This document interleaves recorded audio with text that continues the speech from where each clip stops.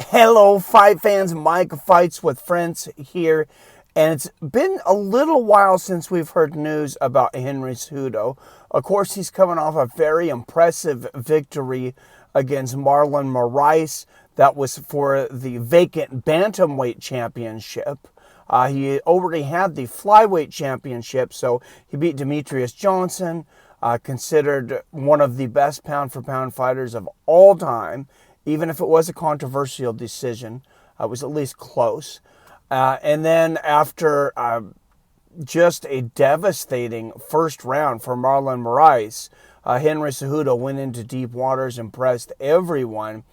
Then, of course, he came in with this kind of Triple C Captain Cringe persona, which is somewhat confusing and somewhat sad. That's how he thinks he has to sell himself. But let's not talk about the personalities and the drama. Let's talk about the fights. Henry Cejudo has some injuries coming off of that Moraes fight. He took some brutal shots, especially those leg kicks. I know he wants the fight by the end of this year, beginning of next year, and they finally pinned Dana White down yesterday about what is next for Henry Cejudo. And what he said is it really looks like Joseph Benavidez.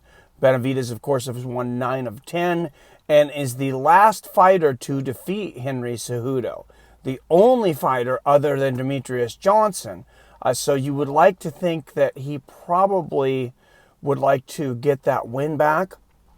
And there's something to build on there.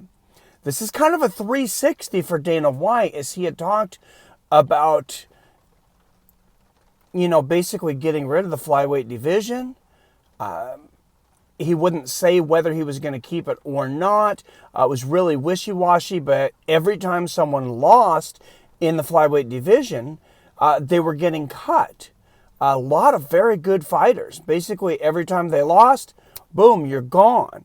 So the writing seemed to be on the wall for the flyweight division. Now, the flyweights and the bantamweights have always been a hard sell as far as mainstream popularity and pay-per-views. Demetrius Johnson, as good as he was and as dominant a champion, could not really sell pay-per-views at flyweight. Bantamweight had struggles as well. They had Jose Aldo, who had a very long streak, but didn't really sell pay-per-views outside of being popular in Brazil. Wasn't a household name in the United States. And then TJ Dillashaw kind of came on. He was the first one that was, he was kind of gaining some popularity. Him and Dominic Cruz, not really household names because they were so late, though. The bantamweight division just didn't capture the mind of the American audience.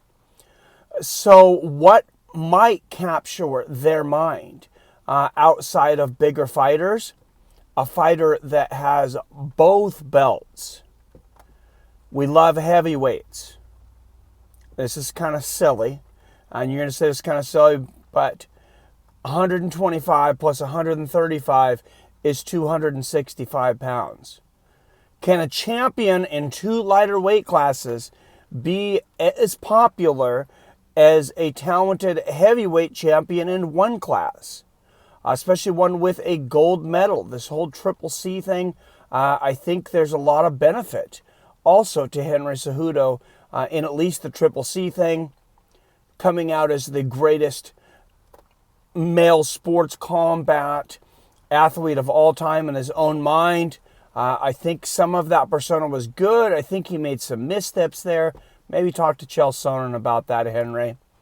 But he might be on the right track on a lot of things. I want to know what you guys think, though. What do you think should be next for Triple C?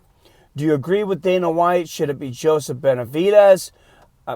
Henry Cejudo has said that he wants to take out a trio at bantamweight. Dana White did mention Uriah Faber and how impressive he looked, not only with the first-round knockout, but against an impressive opponent in Ricky Simon, that most people, including myself, expected to walk right through Uriah Faber at 40 years old. Cejudo said he would like to take out that trio of Dominic Cruz, TJ Dillashaw, and Cody Garbrandt. TJ Dillashaw, of course, he's going to be on the shelf for a little while. But Dominic Cruz, Uriah Faber, Cody Garbrandt, he wants those guys.